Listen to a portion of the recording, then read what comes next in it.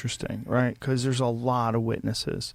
There's a lot of people that claim to have seen things, and the stories all kind of mesh together. From Jesse Marcel to all the different people that claim to have seen bodies, and different people that saw caskets, to the person who worked at the mortuary who was the funeral home that was contacted by the military and told to make small caskets. There was all this weird shit that goes together. Now, whenever you have a story like that that becomes a legend, for sure there's some fuckery involved, right? There's got to be some. Well, we know the Air Force lied initially, and they admitted they lied. So, there was... Let's explain that. Chicanery. So, Congressman Schiff, Arizona, took up the case decades after the fact and asked the General Accounting Office to investigate. And they confronted the Air Force and did a lot of research, and the Air Force story that these were weather balloons crumbled. And the Air Force did a deep inquiry of its own and produced a big book saying, I forget what the title was, but essentially they were saying it was actually a classified experiment that was designed to detect nuclear explosions in the Soviet Union. So they admitted that their first story was a lie, and their news story was, well, it really was balloons, but they weren't weather balloons. They were part of a top secret experiment. Right. So they've changed their story once, and is that now the true story, or is it actually, something else? Right. And why change your story? Like, what is why? Why did they change it? Why tell the public? Like, what benefit could be gained from telling the public that the initial 1947 story was a lie? Well, I think they were trying to explain the discrepancies, and hopefully this would put it to bed. Maybe it's just the truth. I don't know what the motive was behind it. If you're skeptical, say it's a cover story. They're trying to cover their tracks. That's where I'm at. I'm skeptical. Yeah, I don't blame you. I mean, we know they lied about its time. Well, the report, I don't know where the report came from, but it was reported in the Roswell Daily Record, right? That they had recovered a crashed flying saucer. Oh, it was actually reported widely than that. I think it was announced over the radio and across the country. And the next day they said it was a weather balloon. Right. And that's where it was that when Jesse Marcel says he was told to bring in this false debris and say that this aluminum foil and all this crap was from a weather balloon? Right. And I will tell you, I've never said this before, but I've been told by multiple people who have credentials and access that there is some truth to these stories. So I don't discount this when people say this. I've had people tell me, people that have substantial, scientific or military credentials that they believe is true. So I encourage people on the Hill to pursue it. They've got a task force going right now looking into this, trying to understand what's happening in restricted military areas. If you're opening that up, ask all the tough questions. Ask about the military bases and the nuclear weapons. Ask whether there's anything buried somewhere, and whether there's materials that we have. It's been a time. I think the people can handle it. The public, it's their government, it's their money. I say go for it. Let's find out the truth. Get to the bottom line. Where do you think stuff could be? Did really recover? Yeah. Well, we have a number of candidate places. So there's 18. Area 51, there's Wright Pat, there's Edwards, there's a whole lot of places. Depending on what you were doing with it, if you wanted to just squirrel it away, there's some facilities not too far from here in the Southwest that are you dispose nuclear waste and other things. So there's a lot of possibilities. But wouldn't you who's got the key? And who, and that person's dead, right? So we're talking about several generations. Like, how do you get the golden key? Here we got people from 1947 that were in the military, and they were adults. Most likely dead now, right? Yep. Yeah, we're talking 6 years later. Not too many World War II vets around. Yeah. So how does that torch get passed? And do they trot out new scientists occasionally when they've sufficiently compromised them on Epstein's Island? We have complex security apparatus, and it really some people say, oh, you can't keep stuff secret a long time. That's not true at all.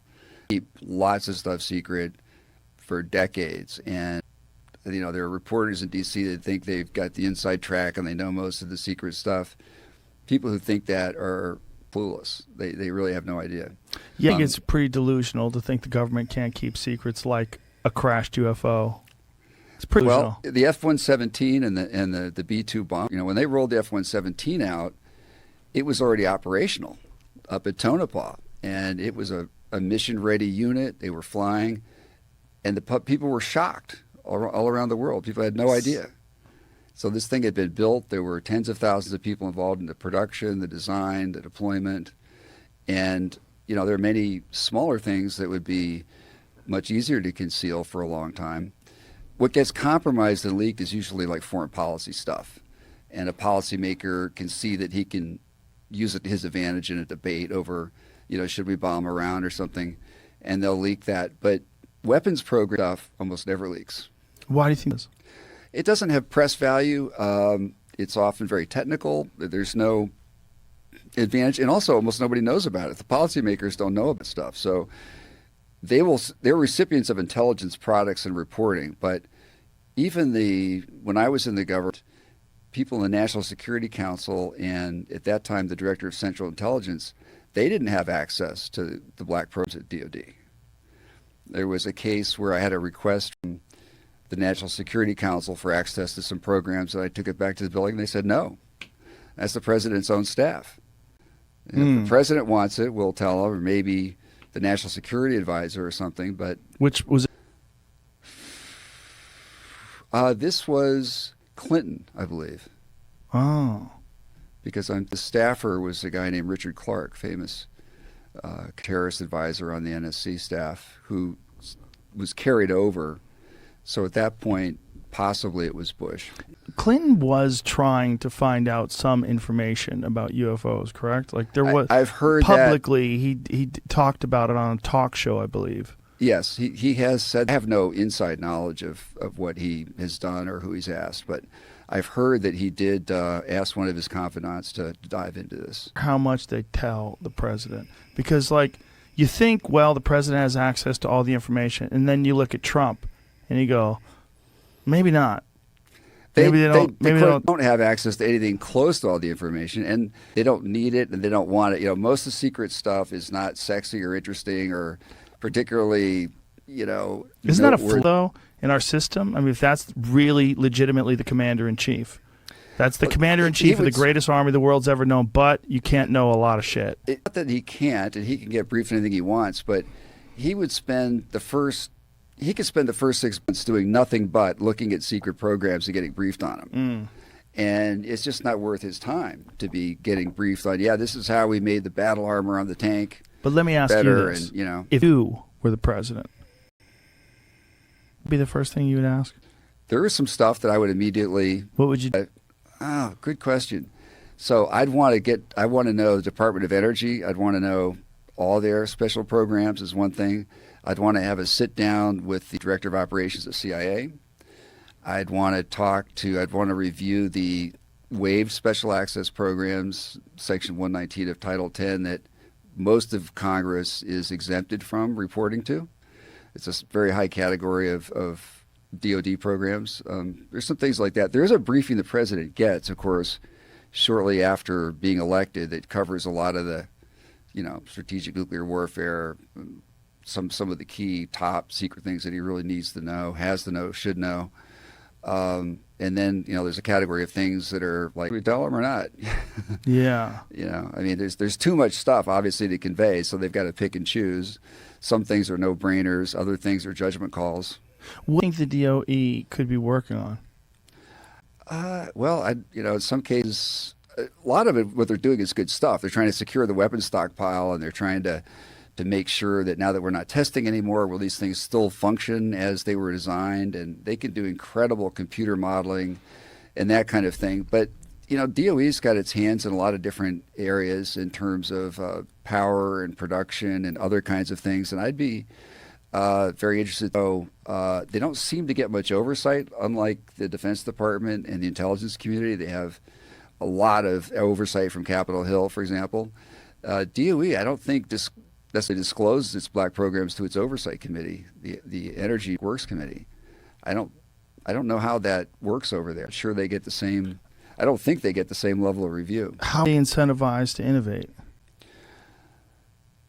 Well, they've got to, they operate kind of in secrecy.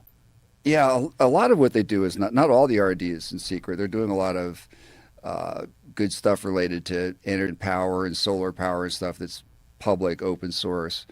It's really mostly nuclear weapons related stuff that is secret, that is really, really close hold.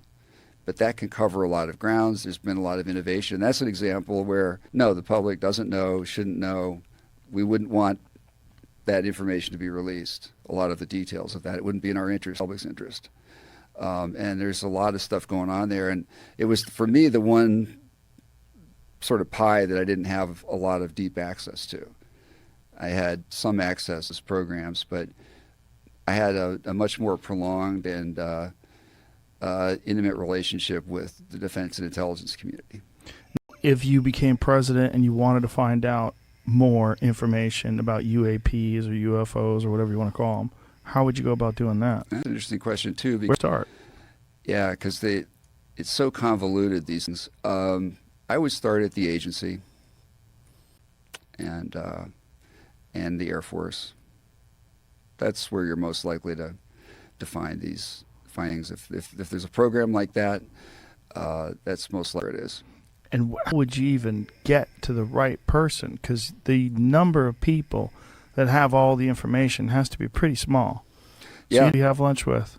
Yeah, when you worked in the field a long time, you get some ideas to go and who Do you to think talk you to. got to know who to go and Yeah. Know where a lot of the buttons imagine and walking levers around? are. This is what? Imagine walking around with that information, though. Imagine being a guy Yeah. who's walking around knowing that somewhere in the middle of the Nevada desert there's a UFO. Definitely came from another planet. It's being guarded 24/7, and if they saw it, it would shatter their belief in reality. Investigate the unknown. Don't.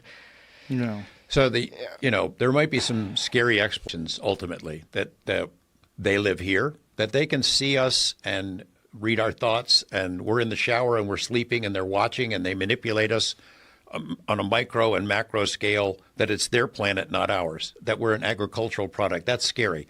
The other thing that's scary is, what if we are totally alone? That we're the only life in anywhere, that this is the only inhabited planet. Some people believe that. I don't, but that's pretty scary too, because you look at how we take care of ourselves and it's not very well, Yeah.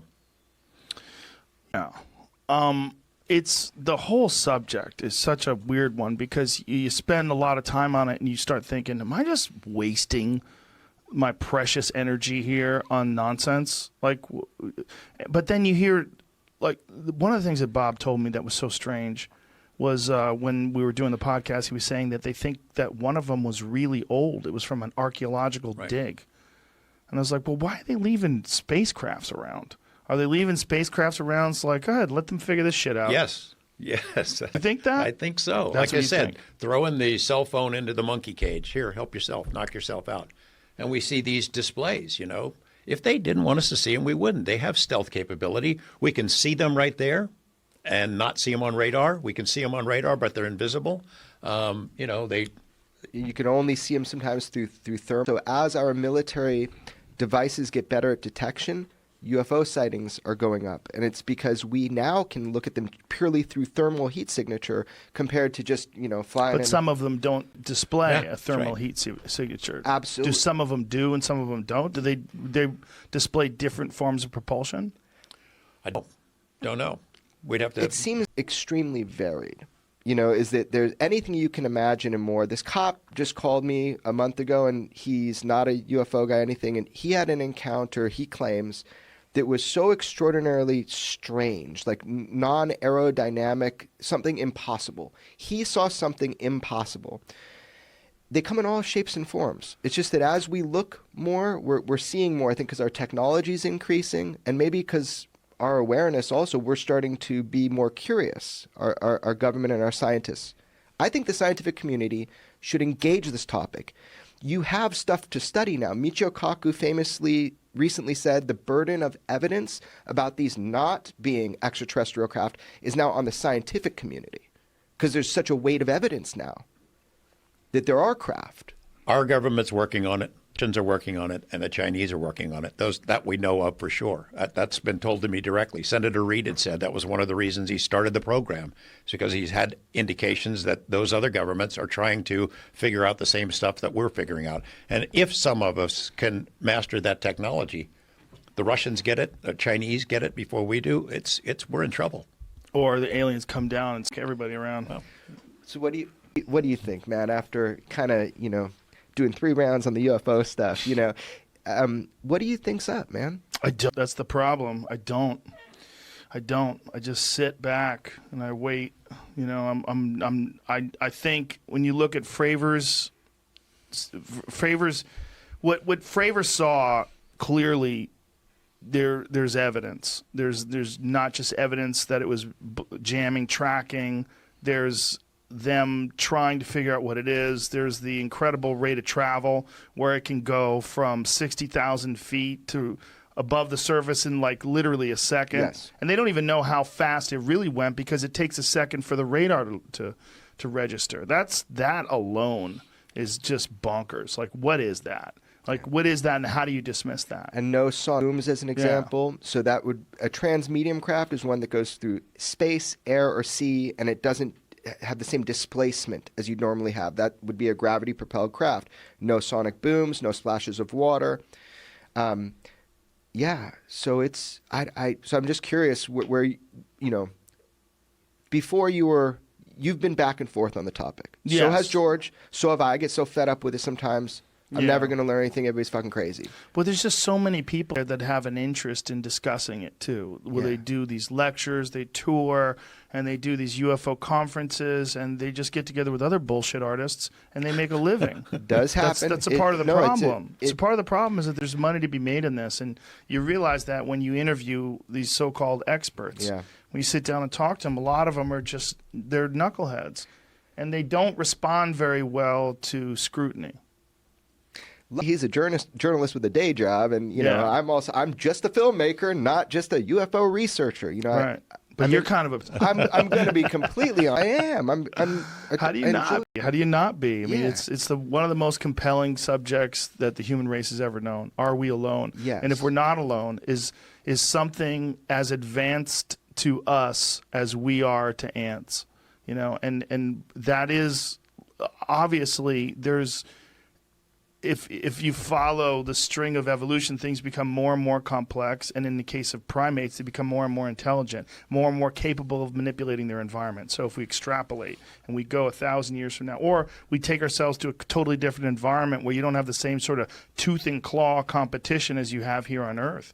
I mean, maybe they exist in some sort of a planet with a completely different ecosphere, a completely different series of metals and different propulsion systems get invented first, long before fire. I mean, maybe they're just messing with some stuff that's just very different than us. Maybe they live in a more stable environment where they don't have to worry about asteroidal impacts, and they've had a steady chain of evolution that's gone on for millions of years. I mean, we really don't know. You just think about a civilization that's so much as 100 years older than us. Right, especially now. Think how far we've come in 50 years. I mean, the stuff that 50 years ago, a cell phone might be considered witchcraft, you know, and the rate of change is exponential. Something 100 years or 1,000 years older than us could have technology that's basically magic. And 1,000,000 years in terms of biological life on Earth is really nothing.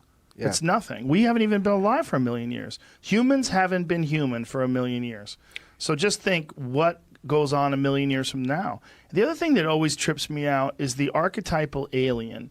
When you look at it, it's like if you took cavemen or you go back to chimps and cavemen and then humans, you're seeing this pattern of the heads are getting bigger, the muscles are getting smaller, the body's getting less hairy. Well, if you keep going, what do you get? You get an even bigger head and muscles that are almost non-existent, these like stick bodies, but they still maintain that sort of iconic primate shape. They're kind of primate-like. where they walk on 2 legs, they have 2 arms, they vary the amount of digits they have on their fingers, they have heads that have predators' eyes because the eyes face forward like ours. Like, are we looking at what always happens to life? I mean, if life exists the way it exists here, and that it always gets to some point where some really intelligent species starts to manipulate its environment, and then it starts to look like that, where they develop technology, where they don't need brute force anymore, so their bodies slowly but surely shrink and become something that's just not reliant on a muscle strength, but rather on telekinetic ability, the ability to express themselves without words and thoughts. I mean, that's one of the things that Elon said when he was talking about his Neuralink, which is, I mean, if there's a fucking alien on Earth, it's that guy, right? There you go. And he's talking about putting some sort of a device into people's skulls where wires will go to different parts of your brain, and you'll be able to greatly improve your ability to access information. It will increase your bandwidth of information substantially. And in his words, you'll be able to talk without using words. Yep. Now, when you look at aliens, the iconic alien has this slit for a mouth, very little nose, giant eyes, and an enormous head. Well, if we allow ourselves to become some hybrid or some symbiotic computer cyborg type thing, isn't that what we're going to look like? Aren't we going to look? Maybe those things have weird skin because we realize, regular skin kind of sucks. It gets zits, you get cancer, it's penetrable. They've already figured out a way to make some sort of a hybrid of spider silk and human skin that would be bulletproof. I mean, this is something that they've done research on in a lab. I mean, whether or not it actually gets to a human body, who knows? But when you look at those things, when you think of that iconic alien shape, it does remind us, or it reminds us of the process of evolution.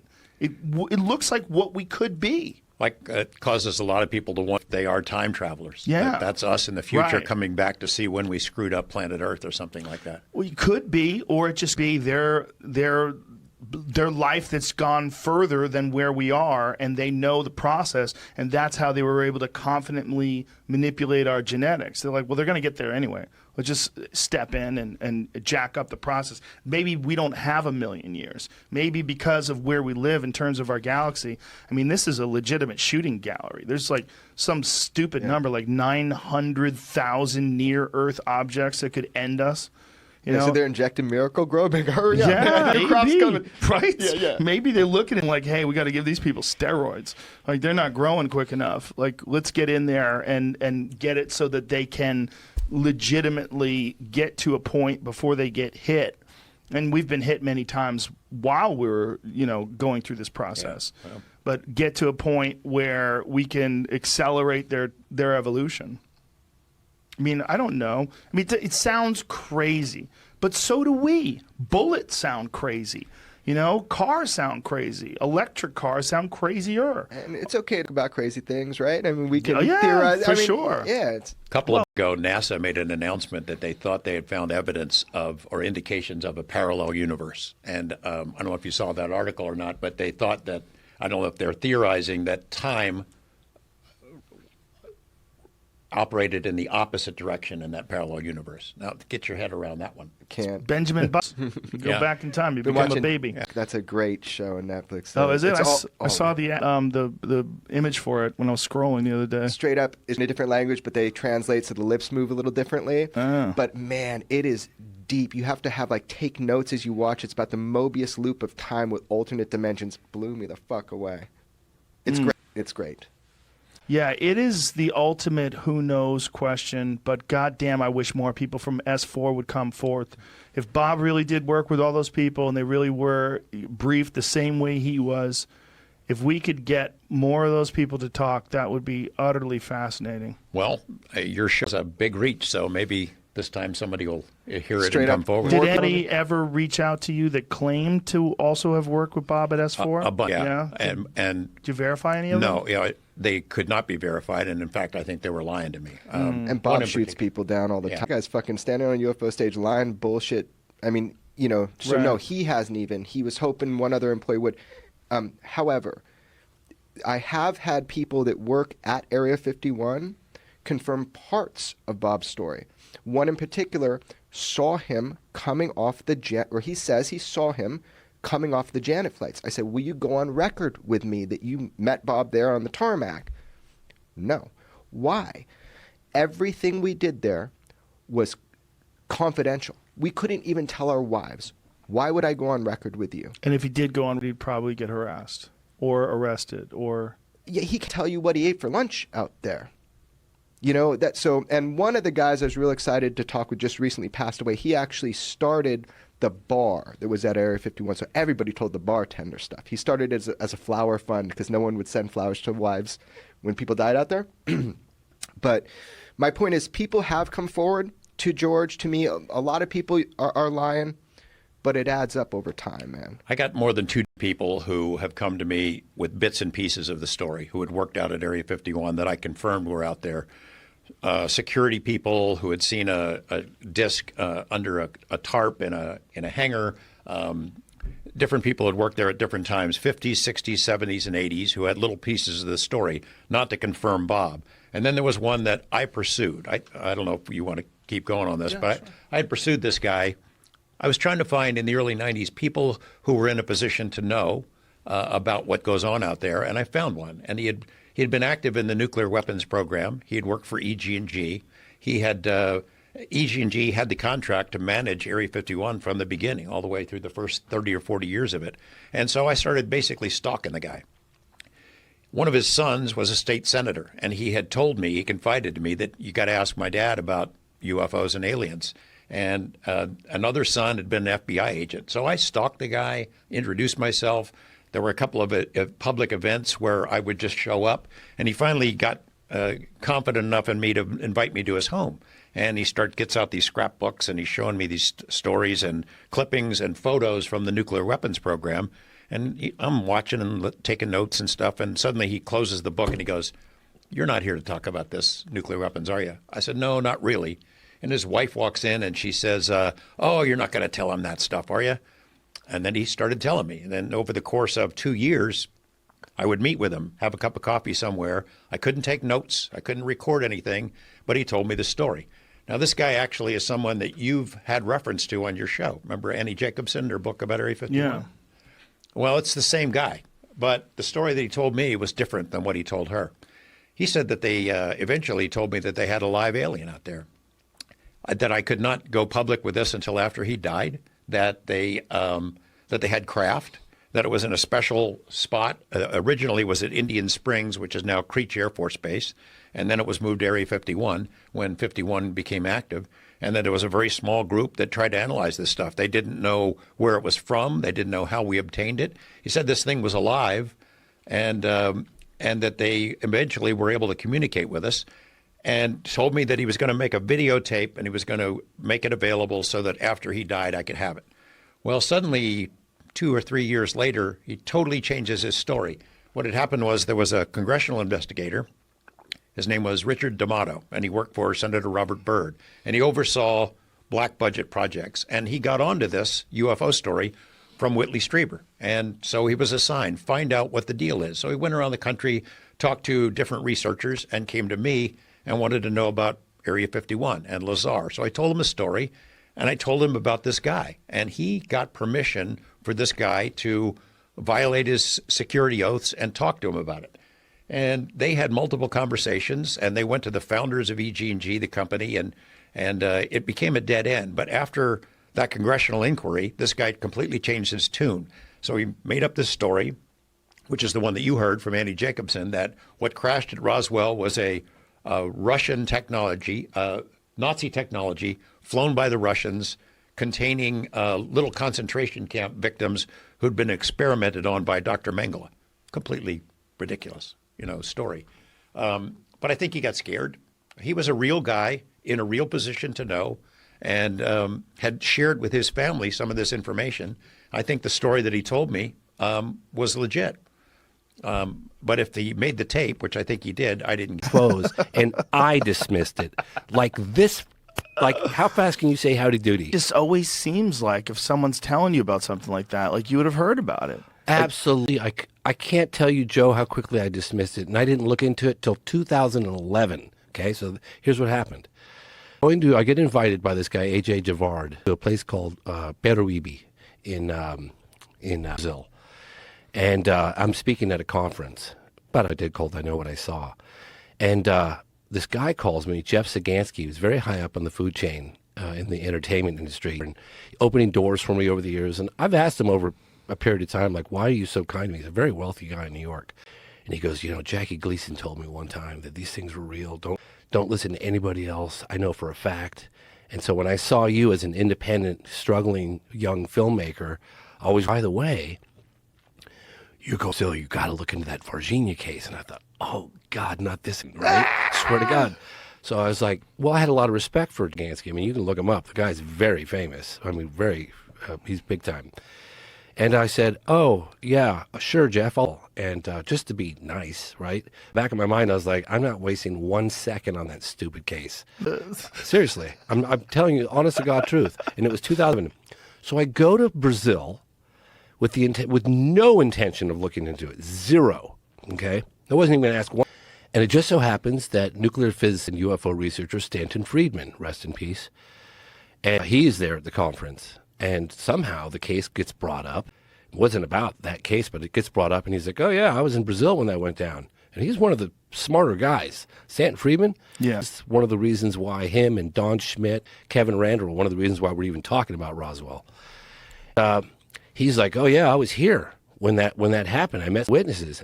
So then that kind of piqued my interest. I was like, oh, okay, well, God Stanton, I can't completely dismiss people at the conference. So I piqued my interest. I got to be honest. And that's how it all started. And that was like in 2011. And I was going to include a segment of it in the phenomenon. The interview is that, did you get that? I got that in 2013. Because he died when? He died like years ago. He died in the airport. He told me? He's like, James, I'm retiring. I can't do this. I live in Canada in this remote spot. There are no direct flights, and I'm always running in the airports trying to get my connecting flight, and I can't do it anymore. A year or so, and then he had to get back at it. He died in the airport running for a connecting flight. Oh, he had a heart attack? What he predicted. God damn it. I know, right? And I just like... He was a fascinating guy because he was an outspoken critic of Lazar, and I always wanted to get the two of them together. I was like, I wanted to see, because one of the things that the critics of Lazar always bring up is his education at MIT. I can explain that to you off air in the way that he explained it to me, and it might make sense. But I think that it's hard to dismiss that he worked at that lab. Los Alamos Labs had him on their list of people that worked there. Like, he was on the whatever that thing is that they have with all the list of employees. He was in it. Like, he worked there. He knew all the people that worked there. He knew how it was set up. When they took him there, he knew the security guys. He knew the machines that they used they had some sort of a scanner that measured the length of your digits exactly. So you put your hand on this thing, and he talked about it, and everybody's like, what? That doesn't even exist. And then years later, people got photographs of this thing. George Knapp said he was at Los Alamos laboratory, like, just right through. Well, let me tell you, this came in yesterday that I can, for the first time ever, talk about in full detail. I've talked about, I did a couple of podcasts where I gave, I don't know, in 1993, 94, I was working on, I talked about it earlier, it's called UFO, so 90s, but whatever. UFOs, 50 years of denial, it's like it's denial now. And I was interviewing this guy out at Air. He was lived on the outskirts of the base in a place called near the Little Ailey Inn in Rachel, Nevada. And this guy's name is Chuck Clark, and he had found all these, and the relevance of what I'm telling you will come to light in a second here. He'd found all these vantage points on the mountain tops that he could buy on the base down below with high-powered telescopes with cameras. And he was taking photographs of different exotic airplanes coming out of hangars and stuff like that. He wrote a book called UFO Area 51 Handbook and Guide or something. He was an amateur astronomer. He was And he had a couple of really cool sightings, Area 51, that were really, like he saw these, it's in my movie, he saw these lights doing things that they should be doing, right? Like traversing and then stopping and then taking off really fast. So anyway, so I'm covering his story because I was intrigued in the early 90s. The Bob Lazar thing was everywhere. I was making it on UFOs, so I was kind of looking into it. Yeah. I wouldn't just like categorically believe it, but I'll look into it. So I was looking into it and going back and forth out there for many times. And then one day I get a phone call from Chuck Clark. I'm back at home in Northern California, and this is kind of a long way away. And he goes, Jay, I got something you need to see. I said, okay, well, what is it? I can't tell you, but I was like, that good? He goes, yeah, that good. I said, I'm canceling all my plans, jumped in my car, and I drove straight through to Rachel, Nevada. I get to his house. This must have been, I'm going to guesstimate 95, 94, 95. Get to his house, and he's got a double wide right near the little alien. And he pops in this VA tape. I was like, and it was like two guys. A quintessential road trip just to area, the surrounding areas, Rachel and the extraterrestrial lonely highway, and they're goofing off the alien, taking videos of each other. Just the typical road trip out to Area 51, right? Blair Witch Project. Totally. And then they're goofing off next to the photographs of the alien and the crash disc, and then they're inside the little alien, and I'm like, okay, where's this going? Then all of a sudden, and I saw this with my own eyes, all of a sudden, the car's parked, and it's a park box in the desert, and it's dusk. And the camera is on the armrest between the two seats, and it's slightly cocked, like it's not level. And it's filming the dashboard and the screen, the windshield, and there's two guys in there sounding, you can't see them, sounding like they're trying to crawl under the seat. I mean, they're freaking out. And then one of them goes, it's over the top of us. It's over the top of us. And I'm like, damn, what is this video? Like, what am I, Then all of a sudden, the car lights up on the inside. But the source of light is above it. Like if you can imagine, I've never seen anything like this. If you could put a pendulum with a light source above a vehicle, like above the car, like this, but very slow and fluid motion, like rocking back and forth, the shadows and the lights on the inside of the car are doing this really eerily. You've never seen anything like it. I'm looking like, my God, what is going on? And they're very scared. And one kid, who's the younger of the two, like, I'm getting out. I'm getting out of the car. Stay in the car. It's over the top. Stay in the fucking car. He goes, no, I'm getting out. And he gets out. And he videotapes a disc that was so low you could have hit it with a rock. And I'm looking at this thing. And I'm like, that's what all the way. This is something that just came in yesterday that I for the first time ever talk about in full detail. I did a couple of podcasts where I gave, I don't know, in 1993, 94, I was working on my first film. I talked about it earlier, called UFOs. It's so 90s, but whatever. UFOs, 50 years of denial, like 80 years of denial now. And I was interviewing this guy, Area 50. He was lived on the outskirts of the base in a place near the little alien in Rachel, Nevada. And this guy's name is Chuck Clark, and he had found all these, and the relevance of what I'm telling you will come to light in a second here. He'd found all these vantage points on the mountain tops that he could spy on the base down below with high-powered telescopes with cameras. And he was taking photographs of different exotic airplanes coming out of the hangars and stuff like that. He wrote a book called UFO Area 51 Handbook and Guide or something. He was an amateur astronomer. And he had a couple of really cool sightings out at Area 51 that were really, like he saw these, it's in my movie, he saw these lights doing things that they shouldn't be doing, right? Like traversing and then stopping and then taking off really fast.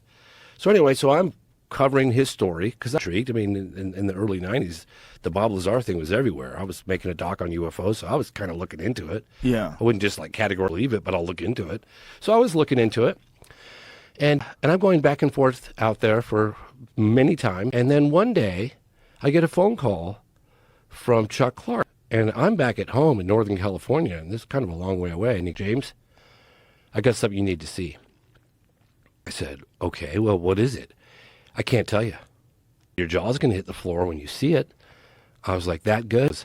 Oh, yeah, that good. I said, I'm canceling all my plans, jumped in my car, and I drove straight through to Rachel, Nevada. I get to his house. This must have been, I'm going to guesstimate 94, 95. Get to his house, and he's got a double wide, right, little alien. And I was in this VHS tape. I was like, and it was like two guys on the quintessential road trip. Just, if it, you know, the surrounding areas, Rachel and the extraterrestrial lonely highway, and they're goofing off the alien, taking videos of each other, just the typical road trip out to Area 51, totally. And then they're goofing off next to the photographs of the alien and the crash disc, and then they're inside the little alien, and I'm like, okay, where's this going? Then all of a sudden, and I saw this with my own eyes, all of a sudden, the car's parked out by the black mailbox in the desert, and it's dusk. The camera is on the armrest between the two seats, and it's slightly cocked, like it's not level. And it's filming the dashboard and the screen, the windshield, and there's two guys in there sounding like, you can't see them, sounding like they're trying to crawl on seats. I mean, they're freaking out. And then one goes, it's over the top of us. It's over the top of us. And I'm like, damn, what is this video? Like, what am I, you know? Then all of a sudden, the car lights up on the inside. But the source of light is above it. Like, if you can imagine, I've never seen anything like this. If you could put a pendulum with a light source above a vehicle, like above the car, like this, but very slow and fluid motion, like rocking back and forth, the shadows and the lights on the inside of the car are doing this really eerily. You've never seen anything like it. I'm looking like, my God, what is going on? And they're very scared. And one kid, who's the younger of the two, is like, I'm getting out. I'm getting out of the car. Stay in the car. It's over the top. Stay in the fucking car.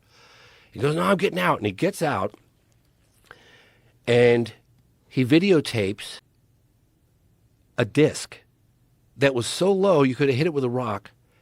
And I'm looking at this thing, and I'm like,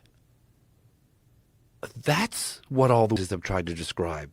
That's like, if you could imagine the skin on the craft glowing like phosphorus on a beach, that's what, like the skin was alive. And it had like a yellowy orange color to it. But you could clearly see it was a disc. I mean, it was not an orb. It was a disc. But the metal lit up like it was alive. I'd never seen anything like it. And it just wobbled, unstable, like doing this. And the camera guy goes, oh my God. And then something about the batteries, and then boom, it shuts off. I looked over at Chuck Clark. I said, this is the video I've been waiting for. Unbelievable. How do you, this is real? If it's not real, all my BS meters are going off right now. Dude, fair enough. I get it. Fair enough. I saw this video with my own eyes. Of course. Yeah, for sure. No question about it. No fake videos. Absolutely. It was 1995, and they could have. But why? 1995 is hard. Yeah. But it's never been released to the public. Why would you create a fake video? What year did you see I it? saw it like 95.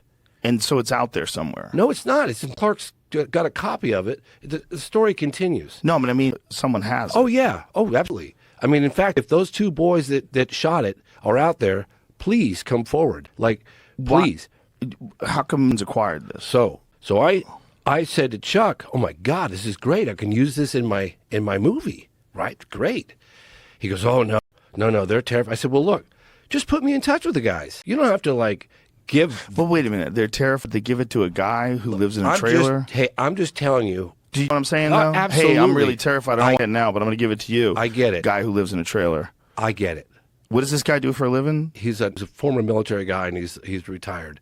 But just a military military guy for a on the minute trailer. here. This guy's a Fed. So he doesn't even live there. But no, he probably put on some fucking okay, so overalls the story to hang gets out better. with you. The story is gets his better. name Ray Epps?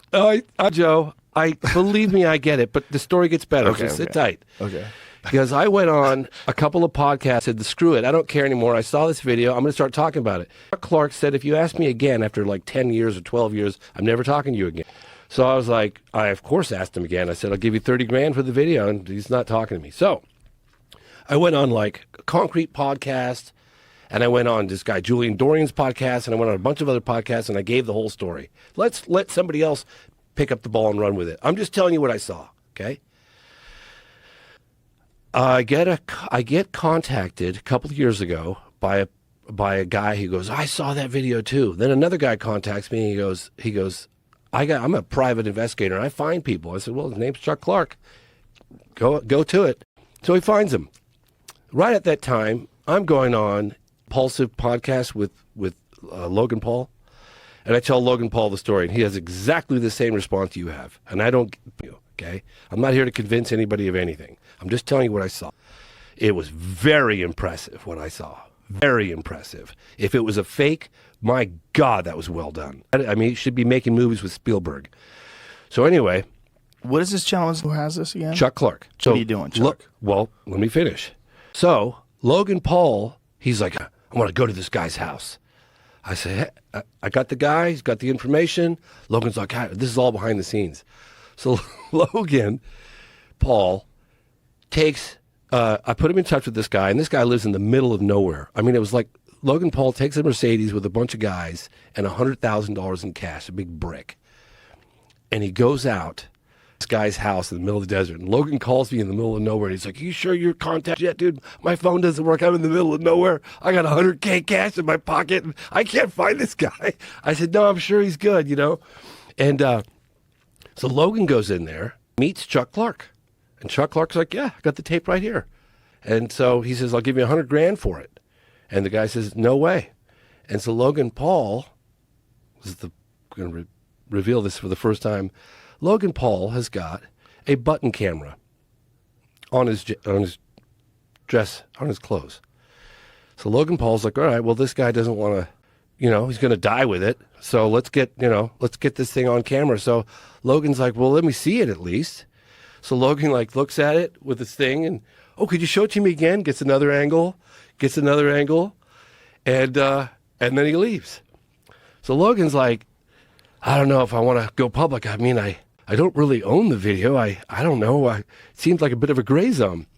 So I said, look, this is a story that might be addressed to Bob Lazar because maybe problems, and several of them had said that part of their problem was initiated because they'd come in contact with what they had claimed to be a UFO. By the way, I just noticed that you have a UFO on the behind you. Yeah.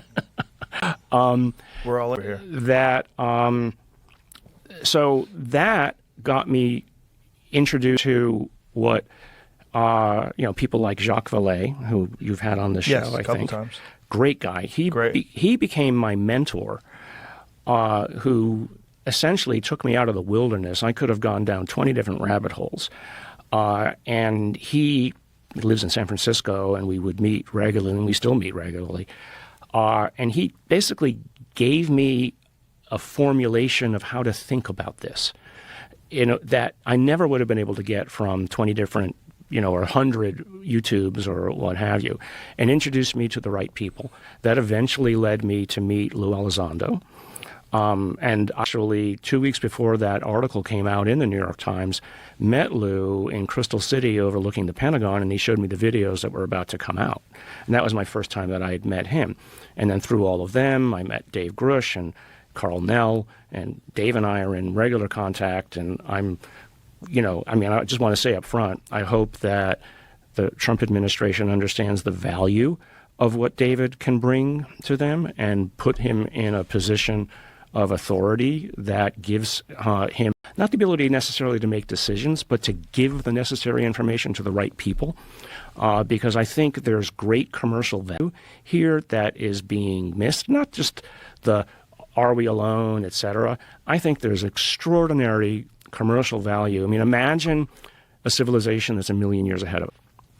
How many technology revolution allow these objects to move as we clearly see something motivating itself or maneuvering around the atmosphere. Right. So if we could scrape just the tiniest bit of understanding off of the top of that, what would that do to change our own civilization? I mean, silicon, a grain of sand, makes us who we are today. Everything that's around me right here is all run off of silicon. Right? I mean, Right. compute. But imagine that there's other inventions, other ways of manipulating reality that we don't appreciate yet because our physics just isn't there yet. If we can understand that. So the government might say, well, we need to keep this behind closed doors for weaponization, or we don't want to disrupt energy production or what have you. That's fine. But maybe there's too much secrecy, and then maybe that there's an aspect of that that could be taken advantage of. So Carl Nell and I gotten in positive arguments about this, about that, well, it's not black and white that we keep something secret or we put it into the public domain. Maybe there's a middle domain where you have a public-private partnership opportunity, and actually that's now, Carl has now adopted this, at least in part, that maybe companies come to the fore, or investment forum places come to the fore, where they will put money in as options to fund, let's say, public scientists to come in behind the scenes with the right levels of clearances to study stuff that would propel society forward again. But this is saying two things. One, that we have actually recovered these things. Right. And then another one is that it's from a society from somewhere else that's far more advanced than we are today. Right. Which might not be correct. It might not be that it's from somewhere else. It might be that it's from somewhere here. Or a dimension that we don't have access to. Right. Yeah. This is assuming that all this stuff is real. Right. But when you're talking about the government and back engineering of things, like, so the big argument, this is the narrative. The big argument has been that they have recovered these things and that these things are now in the hands of defense contractors, and that there's been a misappropriation of funds, lying to Congress, and it's always going to stay secret because if it didn't, everybody would go to jail and everyone would get sued. Yeah. Is that fair? Yeah, I mean, that's fair. I mean, what I would say amnesty would be one way to... This is were you in the Age of Disclosure documentary? Briefly, yes. Yeah, okay. Which I thought was very good. Very good. And I can't wait for that to come out. I've been talking to people, how can I see it? I don't know how you can see it. It's not out yet. Yeah. And I don't know why. Whoever it is, go Netflix. Yo, Ted, go buy that. It's really good. Yeah, exactly. It's really good. It's a great show. I mean, and it has a number of officials, and I think I sent you guys some of the videos basically coming forward. I mean, Marco Rubio, our current Secretary of State. I mean, you saw he's in it. Yeah. He's in it for 10 minutes, saying some remarkable things. Senator Rounds, you name it. More recently, Tulsi Gabbard, coming out and saying, well, there's something going on. I think one of the most fascinating things is Hal Puthoff's descriptions of what happened during the Bush administration, Herbert Walker Bush. Right. So I believe it was 1990, they came to Hal Puthoff and a bunch of other experts and said, we would like you we want a numerical value placed on all the positives and the negatives of disclosure because we have acquired these crafts from somewhere else. We believe they're not of this world, and we have not made them, and we're talking about letting the general public know. Right. And they overwhelmingly said that the positives were dwarfed by the negatives. Right. The negatives being banking, religion, government, societal structure. Everything would fall apart if we knew we weren't alone. Not only are we not alone, but something is infinitely more sophisticated than us and might be responsible for us being here in the first place. That's where it gets super squirrely. Right. You could imagine the Book of Eden. There's a lot of...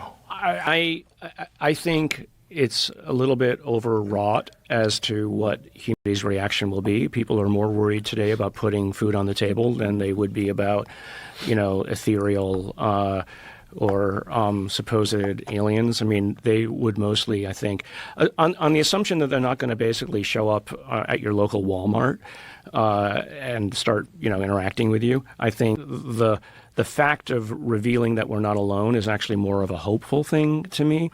Because, how many TV shows right now are about the apocalypse? Right. Of 1,000 different varieties. Yeah. Wouldn't it be nice to know that somebody got beyond it? Yes. That there's not a cliff that we all have to walk over? Right. And if so, how do we not walk over the edge of the cliff? I mean, that to me is a hopeful outcome. Now, Hal and Eric and all the people are all good friends. Hal is probably for all of the things that he says positively, is probably the tightest clam I've ever met in terms of making sure that he doesn't go over the line. Yeah, he's too much. Yeah. That's the thing. Be very careful who he's talking to and Yeah. what he says.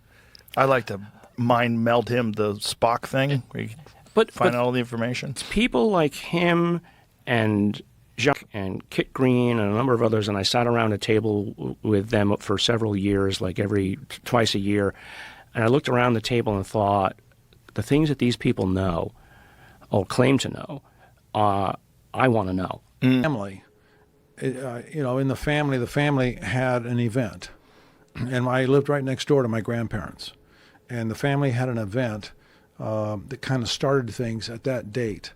For me, other personal things came later, but for the family, that was a big deal. So you said 47? For And 47 was the time of the Roswell crash. 47 was a time there was a lot of UFO activity being observed worldwide.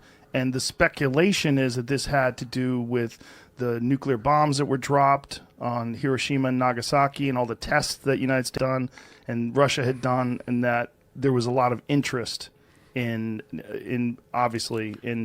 that. Well, actually, Russia hadn't dropped any bombs by that time, right? Right. It was after that. But that there was interest in our species by extraterrestrials because they're like, oh, these crazy assholes are detonating nukes.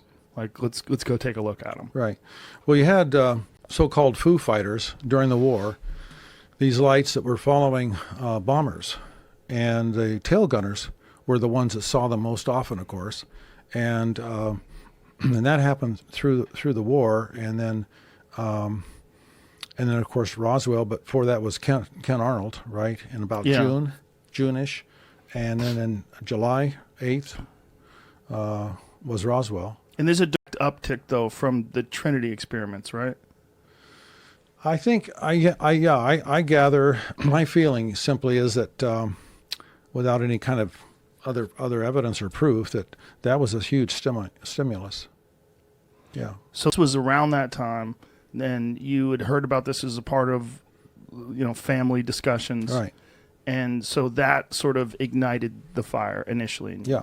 And I started asking my friends, as I say, when I was about 10, have you any reports in your family of anything? And by golly, a couple of my close friends told me things that they had never told me before. So, that wasn't necessarily an exclusive event, is what I'm saying. Other people in Las Vegas had seen things at close proximity as well. Your relationship to this is obviously something that you've carried for so long. It's been an obsession of yours for so long. Yeah, yeah. It started with this, but what personal experiences, if any, have you had? Well, when I was probably 7 or 8, I used to have what I chalked up all my life to just being silly dreams. And I had maybe 5 or 6 of these dreams, and I could never make sense of them. And I would be laying in bed on my side, and typical dream, always the same. There would be 3 short somethings in a kind of monk robe, and so I couldn't see any face, couldn't see any appendages. And these 3 whatevers were standing there, and they were not too far from my eye level as far as the heights and so forth. So these, Yeah, and so there was nothing I was an avid comic book reader, but there was nothing in the whole genre of comic books that related to that, or movies. And we didn't have television in Las Vegas till 53 or 54, and even after that it was terrible broadcasting, at first. But so it made no sense to me. And so over my lifetime, I never mentioned it to anybody, including my wife. It's funny how you keep things secret, and just kind of for no good reason. Maybe I would be embarrassed to talk about it. But I finally thought, well, maybe it was just dreams. Maybe it was something else. And so that was a first event personally that I had at that time in the subject. when did you start to connect the idea of these tiny people or human-like things with extraterrestrials? Well, later, when I began to start my process as a researcher and as a student in the subject, and began to talk with people who made it their business to be experts in abductions, and the more I got into the field and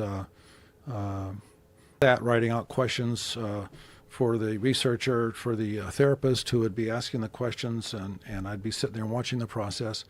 And just over time, I thought, well, maybe there was something more to it, but I'm better off not knowing anything, so I'll just block it off and forget about it. Yeah, I talked last night about John Mack a little bit, the Harvard. Great guy. He did a lot of these sort of hypnotic regression sessions with people where they describe very similar scenarios. Multiple different situations. The abduction phenomena was very proliferate in the population, it seemed like. Even we did a survey called the Roper Poll, and we repeated it 3 times so that the margin of error was really reduced to like 1.5%. And abduction researchers came up with the 10 questions, and so we distributed that, and the conclusion was a fairly relatively sizable percentage of the population had some kind of experiences, according to them, according to the researchers, and according to the poll. I am not qualified to speak to the accuracy of whether the questions were that relevant to the conclusions or not, but that's what they said. And and I had in my own research found people that I put them through a regression, not personally, but I found a hypnotherapist that could do that, and I found a number of people just here or there scattered around, maybe somebody in my own staff, and they would come up with these stories and these events.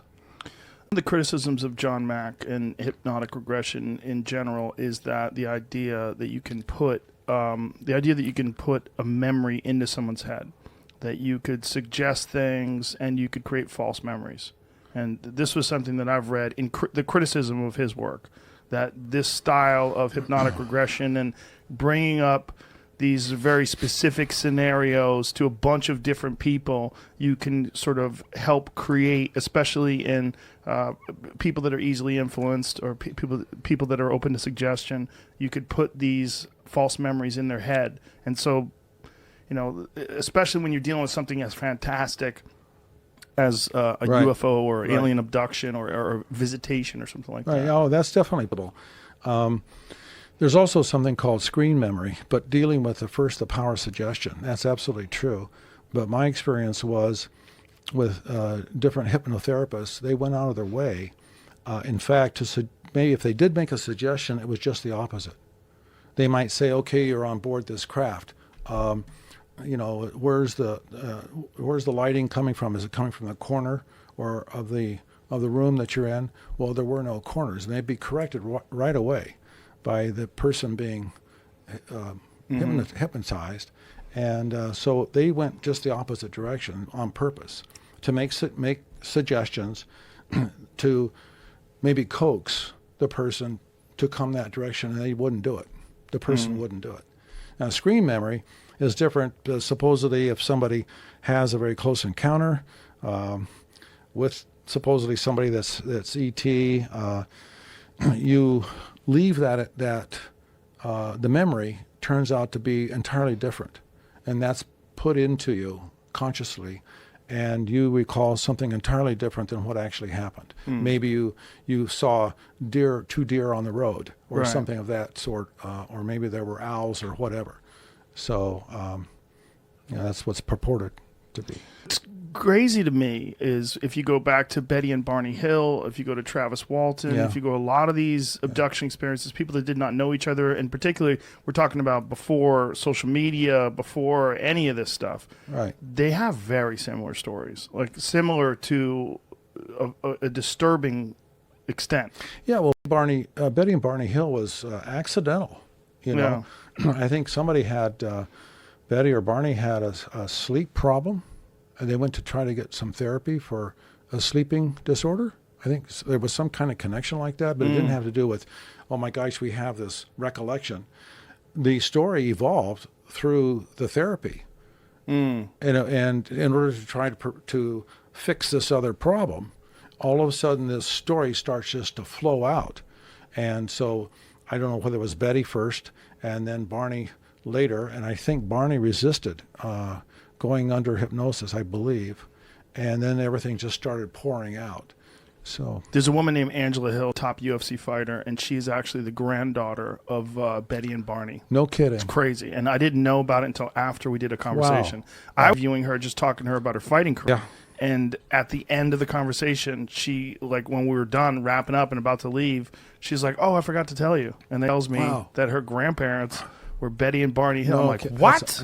That was her grandfather. Which did you inquire? Did you ask Yeah, her? we talked about it. Yeah, we talked about it. And she, she didn't have much of a memory of him, but, her parents recalled the scenes that he described, and obviously it became this huge national story. I mean, I remember hearing about it when I was a kid. So sure, I mean, it was in the 1950s, right? And yes, and there was no archetype that you would sort of model your memories after. I would wonder, like, if I ever did hypnotic regression today, I would be very skeptical of my own memories, because I've heard so many stories of these spaceship encounters. I've talked to people like Travis Walton. I've talked to people like Bob Lazar. I've talked to these people that have had these experiences with these things. I would think that my memory might be tainted by my expectations. But you can't say that about Betty and Barney Hill. These people, there was no stories like that before then. No. This is not some pop culture thing that they were latching onto. And even the way they described these creatures, the similarities between descriptions and Travis Walton's descriptions, 20 plus years later, it's very eerie. Right. Same thing with, like Ken Arnold's sightings. That was virgin territory back then in 47. Can you explain that, Bill? Well, so Ken Arnold was a pilot, and that's in that movie Phenomenon, right? Isn't it described in that? Maybe so. The Phenomenon? Maybe so. Okay. And so he was flying over Mount Shasta or somewhere in Washington there, and saw these objects, 9 objects, kind of skipping along in formation. And he, being a professional pilot, was able to estimate their speed, calculate that, and they were traveling way too fast for conventional aircraft. And the shape that he described was, I've always thought of them a little bit of a manta ray shape without the tail, kind of a little bit of a curved boomerang kind of shape to the craft. And that got an awful lot of attention because he was a very credible fellow. As were other people that later revealed their own sightings, military backgrounds, people that had major rank or captain rank, So they had stories you would listen to, about their experiences, because they were professional observers in the military. And actually, while we were out eating dinner last night, Dan Crenshaw sent me a text, and I shared it with everybody at the table, and it's from American Airlines pilots that saw some spectacular sighting over the last couple of days. And they're, trying to figure out what the hell these people saw, but something that sped by them at some insane rates of speed, and there's a recording of them discussing it. Whether it's abnormal or intentional, that should never have happened in that proximity to that aircraft, right? So if it were an accident, that's a really bad accident to come that close. And if it were flying in the line of flight and it sped that fast over its head, it was really moving. Yeah, well, it was a conventional commercial aircraft go for American Airlines pilot reports seeing UFO. An American Airlines pilot reported seeing a long cylindrical object flying right over the top of the plane as he was flying. Sunday's American Airlines flight AA2292 was operating from Cincinnati to Phoenix using an Airbus A320 aircraft. over the northeast portion of New Mexico at 37,000 feet during what was otherwise a routine flight. One of the pilots contacted air traffic control at Albuquerque Center. He said, "Do you have any targets up here? We just had something go right over the top of us. I hate to say this, but it looked like a long cylindrical object that almost looked like a cruise missile type of thing moving really fast right over the top of us." So what's propulsion signature, right? So that should have been evident that it had some kind of propulsion. That you could see the exhaust. burners. Some Yeah. kind of exhaust was going on, right? Yeah. You would think that they could detect that if it were in the line of sight, if they were behind it. Well, that's a very short, I mean, maybe it did have some sort of propulsion that they saw. Yeah. That's all we saw. I mean, maybe there's a report that'll come out where they describe it in detail. That's just them calling it in, right? Yeah, if it's super unique, then it was one hell of a mistake, right? Yeah, I mean, So. it's just, there's a lot of those. That's the problem. There's a lot of these, and there's video of them, like the one, what is it? The one that's on the East Coast that's moving over the surface of the water at insane rates of speed. And you see it, and it also no heat signature, no obvious method of propulsion, and it doesn't exhibit, because that one was done, I believe it was infrared, the camera, so like, you should have been able to see some exhaust or some heat signature that was showing how it was being propelled at that insane rates of speed. And and you hear these pilots who are used to flying, they're flying fighter jets, and they're like, holy shit, look at this thing. And they're kicking out. Well, the news is there are so many more people with cameras and with cell phones these days, and so you have a much more aware public than you did 25 years ago. In 1997 was the so-called Phoenix lights. Yeah. And they weren't just lights, because that craft started from northern Arizona, some say maybe Clark County, Nevada area, and proceeded down south toward Phoenix in the twilight of the evening, where thousands of people saw structure. It wasn't just lights. It wasn't just, could it be confused with flares, aircraft dropping flares, and no such things had occurred anyway at that time of that day. And so people saw structure, and the structure was estimated, quarter mile maybe from tip to tip, boomerang kind of shape, kind of craft. And yet that should have been a really big deal news-wise. Right over a major city, so many observers, but it wasn't. And then you had... But it was, though, right? Because we all know it. Well, but then, of course, the governor at the time was Fife Symington, and we know now that he didn't know what to do, because he was an actual witness that he admitted to 10 years later of actually being a witness. Right. But he didn't know how to address that. Well, that was the famous press conference. It was a famous press conference. He had to dress up like an alien and made a on mockery stage, of it. Exactly. Yeah.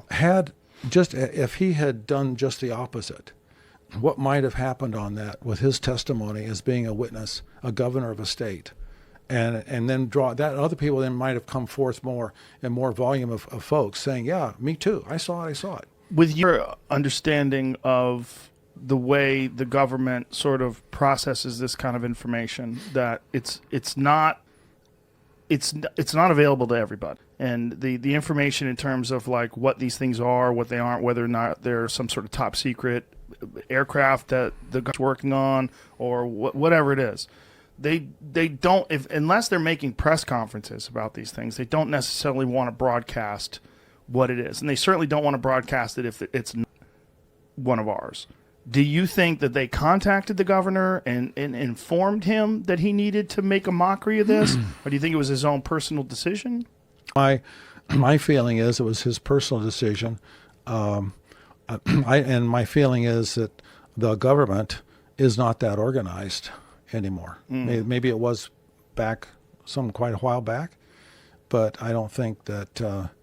I think that denial is able to be carried forth without government encouragement. So he probably just to calm everybody down. Yeah.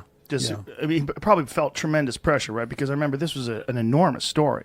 I mean, it was going all across the United States as people were talking about it, and then there was all sorts of sort of semi-reasonable explanations about dropping flares.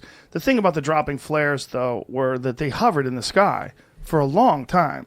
Like, it didn't make any sense that flare, like, are they defying gravity? How are they just, because there's video footage of it from Right. multiple sources, Right. Oh, yeah. home footage where people are filming these things, where these red lights that are Yeah. just hovering in the sky. But the red lights coincided with these triangular shaped vehicles or boomerang shaped vehicles that other people were seeing. Well, there were people on Camelback Mountain, and this is how low this craft was to the surface, is they got a edge-on view, Yeah. coming practically at them, just slightly it went over the mountain. But there's no video of that, right? But I don't know. There could Yeah. be. I've never seen. And this that. was 7. 97. Yeah. Yeah. See, that's, phones back then. Not everybody had a phone, and they didn't have good cameras. Right. The thing about even today, with cameras, and most cell phone cameras aren't capable of seeing things at a zoom, like with the exception of the Samsung Galaxy series, the new ones, they actually have a setting where you could take photographs of the moon because they have some pretty spectacular zoom capabilities. It's pretty interesting stuff.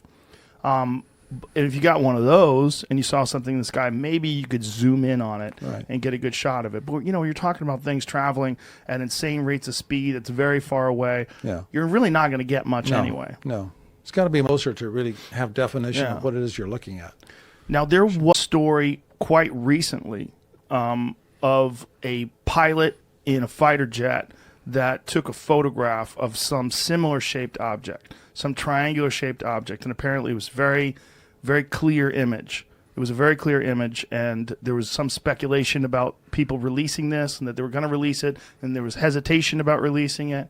Do you know about this? Well, the one off the East Coast, Real recently. no, I'm not familiar with that. There was what I'm talking about, Jamie. I think we discussed it with The picture that you can see, they zoomed in on the, it. that the thing? picture. Apparently is bullshit. Okay.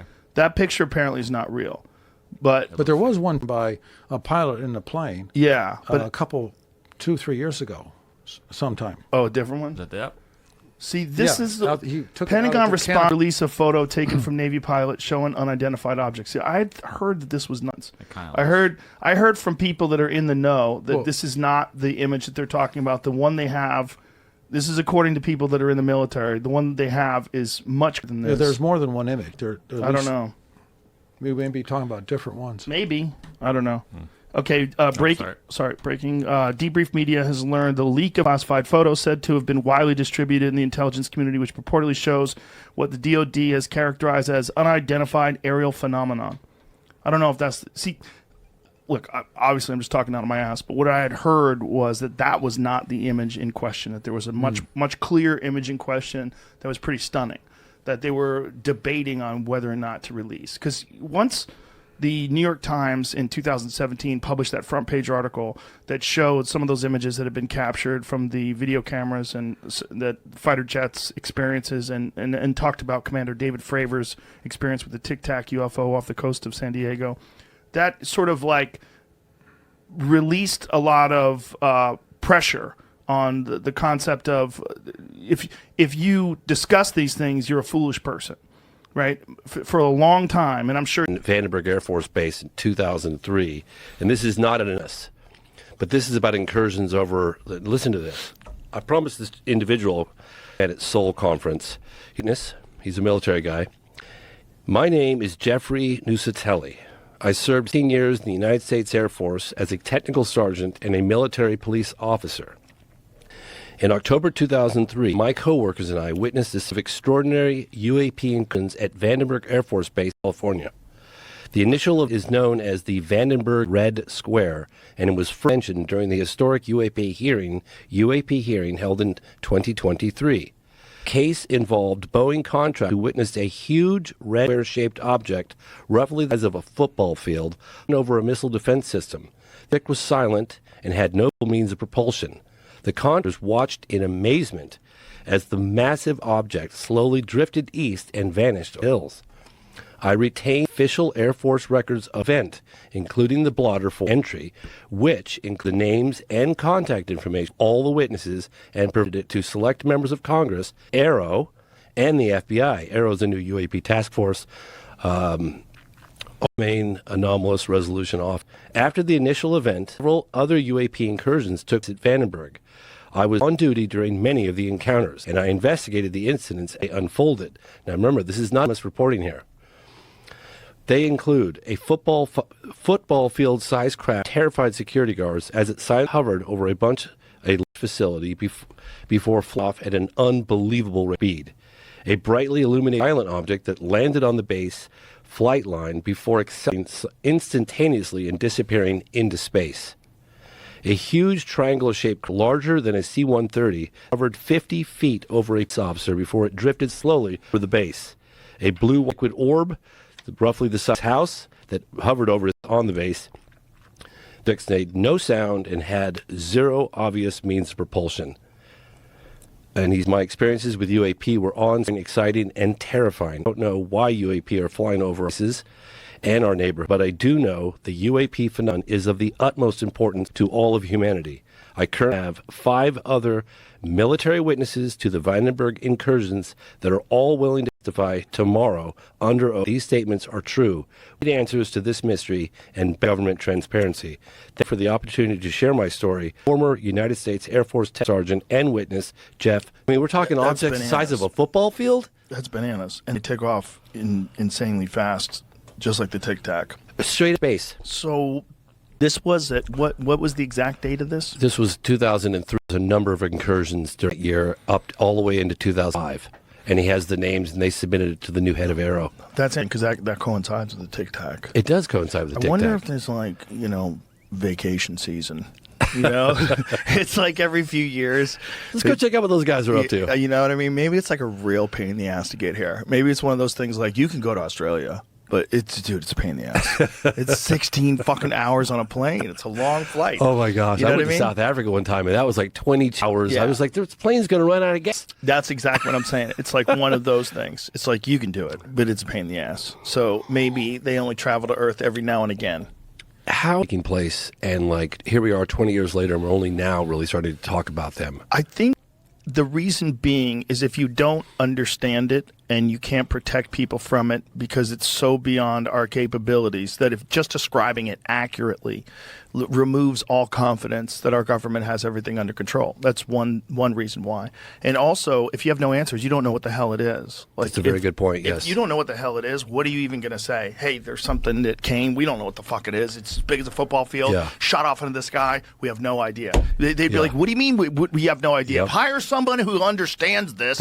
And then they'd be like, fire exactly him. Get him out of office. I remember 20 years ago, bright-eyed, bushy-tailed, totally naive, still naive, but I was meeting with a general, and I said, God, it would be so amazing. This story is so unifying, and we have this kumbaya moment, and we discover that, we're not alone in the universe, and wouldn't that be amazing, and blah, blah, blah, the implications for all of humanity.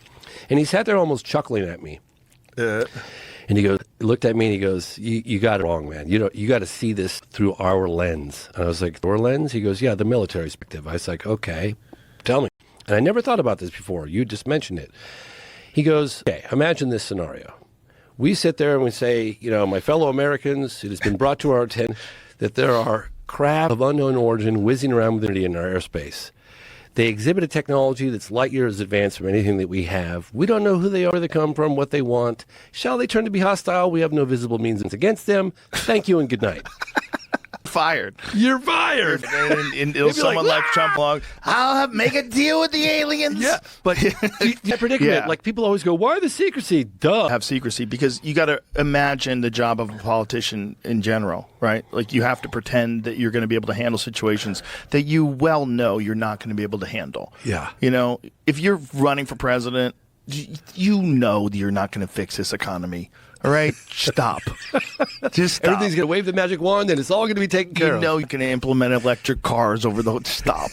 Stop. Shut the fuck up. There's not enough batteries. So if you're lying about all that, you're probably going to lie about whether or not you can handle the alien threat. I will unite us. I will unite us as a planet so we can deal together with the aliens. Yes. Yeah. Let's do it. All you have to do is just say some bullshit like And then that. someone bends his ear when he gets into office and is like, yeah. A speaker About that like deserve. J.D. Vance, like a guy